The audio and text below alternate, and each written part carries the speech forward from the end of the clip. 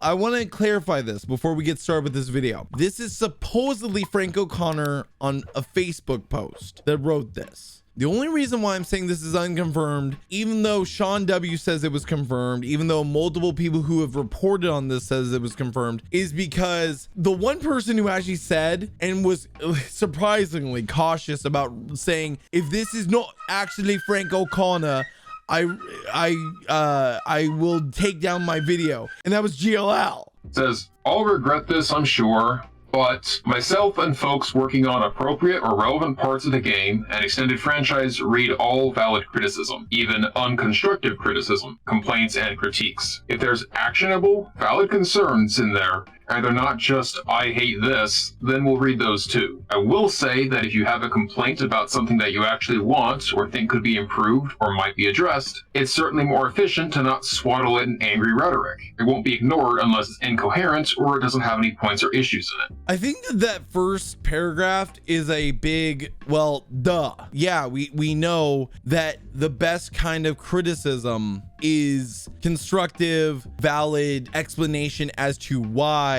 But the thing is that, like, when it comes to I hate this, it's not as simple as I hate this. It's I hate this and here's why. I hate microtransactions because a lot of people feel like they didn't need to be in the game.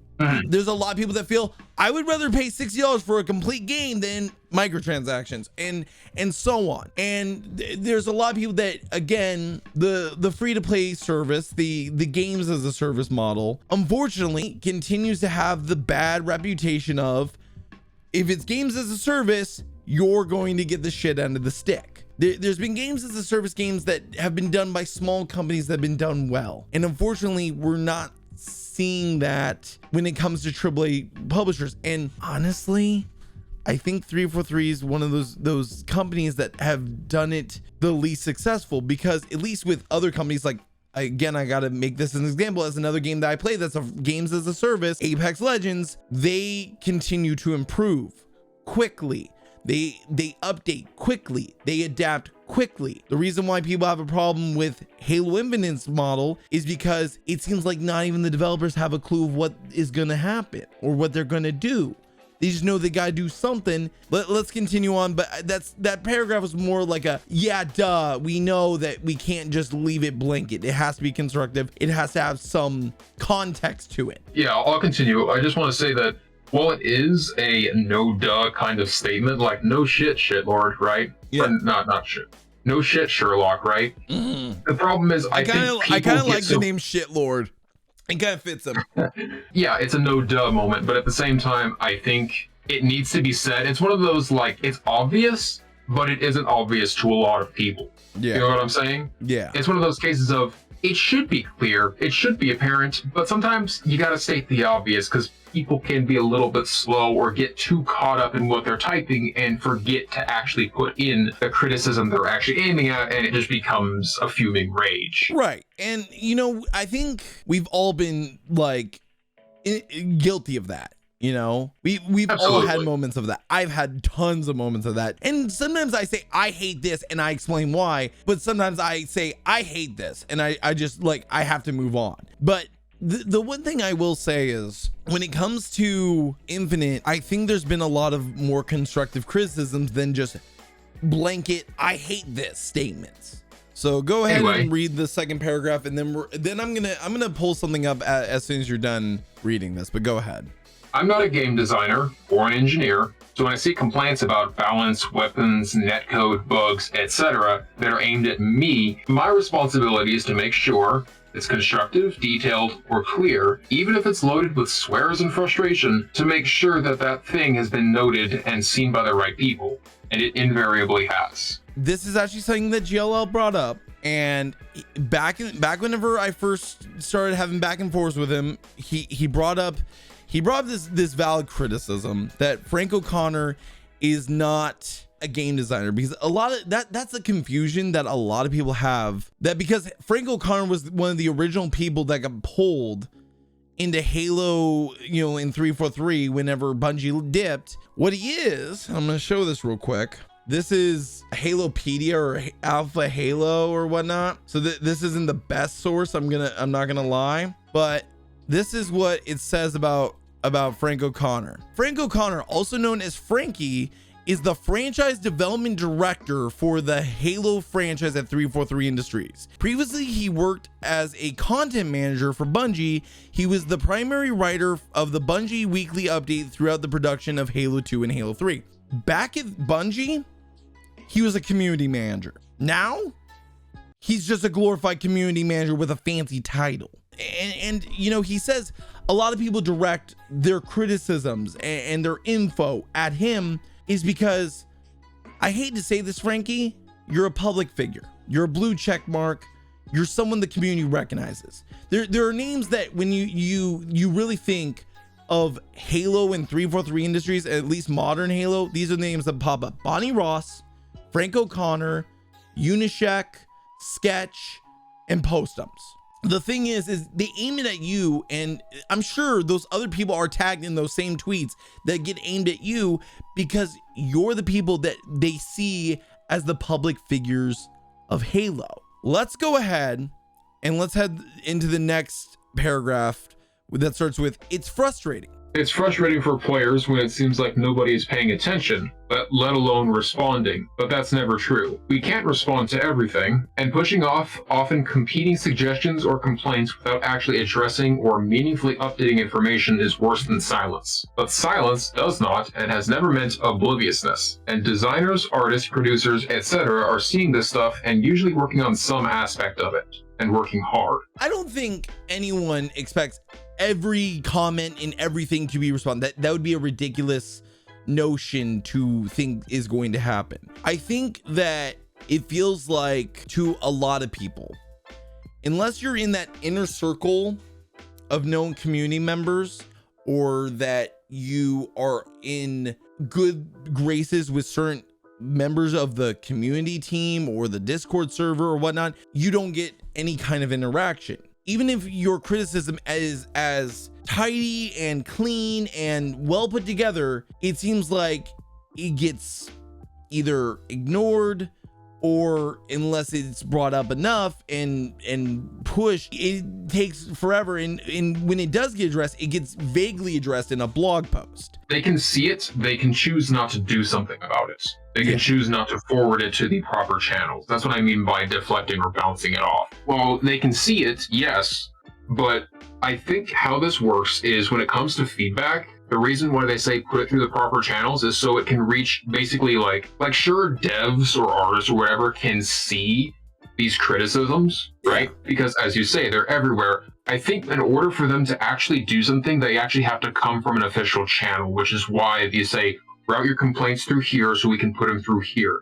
Just because you're shouting it into the stratosphere doesn't mean them seeing it is going to mean it's going to result to actually being acted upon, because it's coming from unofficial sources outside of, you know, basically the chain of command, the pipeline. Now, here's something I will say. No one that I know, at least like no one in my circle, wanted a Halo games as a service.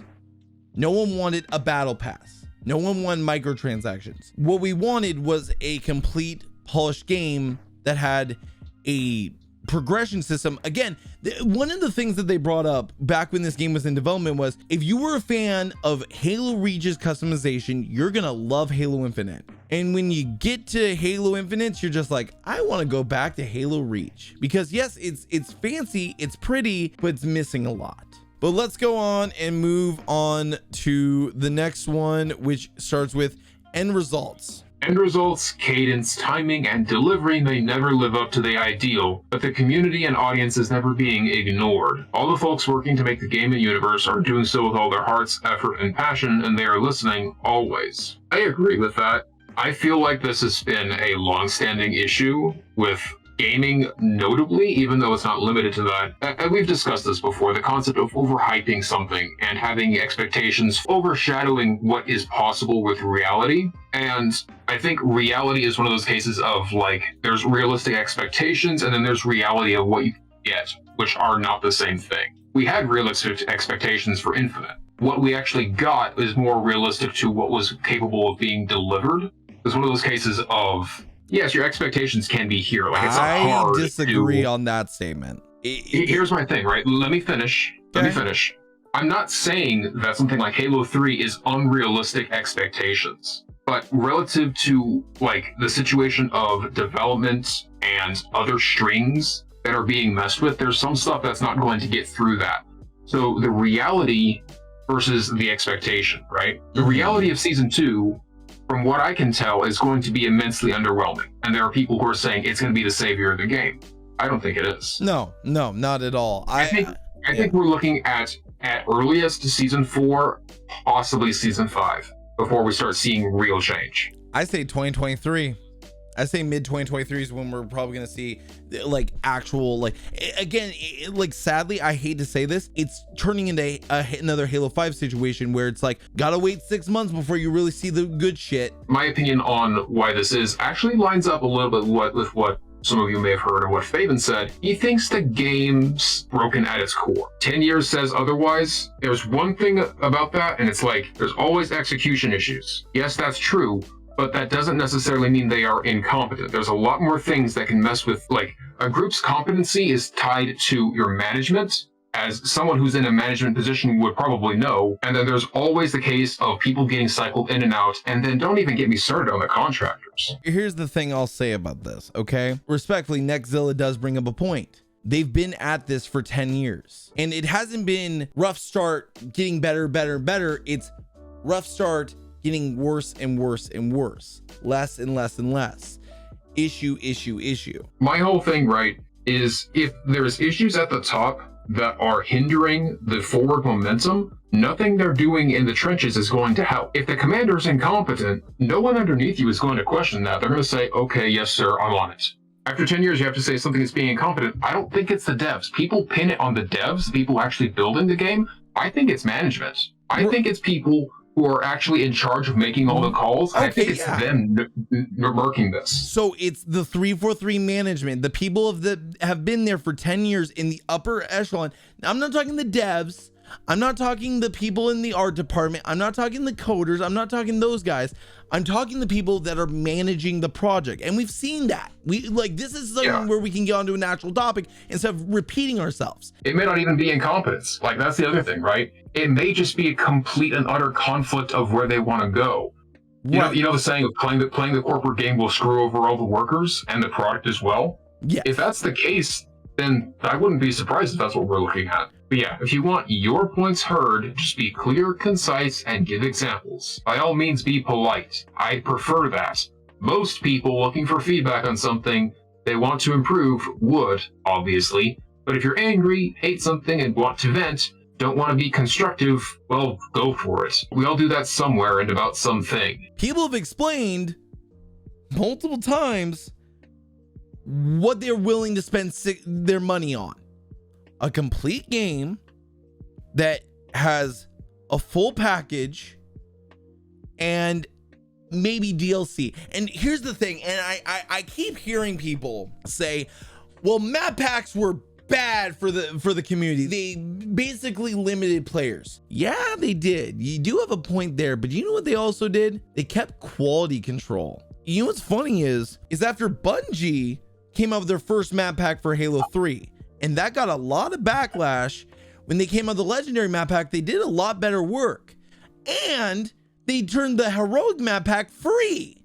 Then after that, they came out with the mythic map pack 1 and 2, and those were pretty damn good. It made them think, what did we screw up here?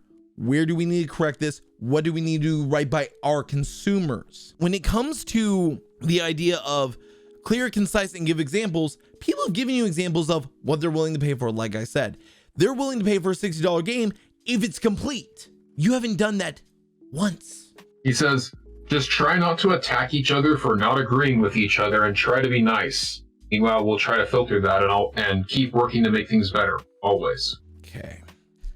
I want to tell a little story. Back in 2016-17, I tried being the nice guy in the community. I tried being the middleman between the classic fans and the modern fans that were fighting over Halo 5 Guardians and basically getting like in each other's face. I tried to actually, and this is where I was like, guys, You both have valid points. And I would try and like civilize the conversation. And sometimes I could do that. But then there were times that basically I got ripped apart by both sides and just got in the middle of two bullets going through my brain and my jaw. So trying to be civil in this community, unfortunately, it's not a thing. Maybe that's why I don't use Twitter that much. Maybe that's why I don't join these conversations, because I know, and I hate to say this, Halo is the most toxic community I've ever seen. Worse than League of Legends, worse than Apex Legends, worse than Call of Duty, worse than Battlefield. They are ruthless. Right. They are straight fucking merciless with their points and stubborn, more stubborn than inbred mules. It's insane. I'm not going to be, you know, just spouting rhetoric and basically being like, 343 bad, number company bad, infinite bad. No, I'm going to point out the problems with it, and I'm going to listen to both sides. But when I have to agree with Sean W on this. This response feels like it was written by a lawyer. Jerry Hook's response, whenever he wrote his response and talked about him screwing up and God bless that man.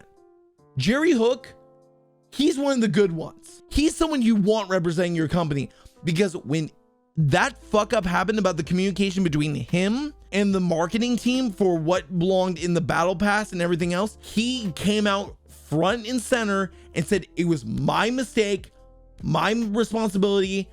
I apologize. We will do better. I've been hearing from this guy, this guy for 10 years, will do better. And then whenever the game comes out, he disappears. You never hear from this guy. And all he does is retweet memes and shit. I have more respect for Jerry Hook.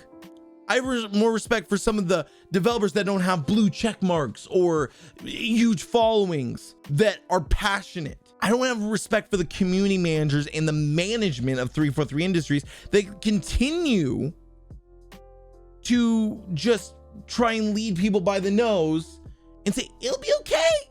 Send Hook. Send Hook. Send Hook. Send Hook. That's a wrestling meme, but fuck it. Send Hook. Let's turn that into a hashtag for Halo. Send Hook. Fuck, you almost made me do a spit take on stream. Is this the worst response I've ever seen from a 343 person? No. Postums holds that reward, that award, front line and center. No, you! No! This is your fault, not mine! It's your fault! The war! My kid! My divorce! But those are just my thoughts and opinions. What are yours? Let me know down in the comment section down below if this video even comes out. But that's gonna do me for tonight. Thank you all for watching. As always, GamerJlee signing out.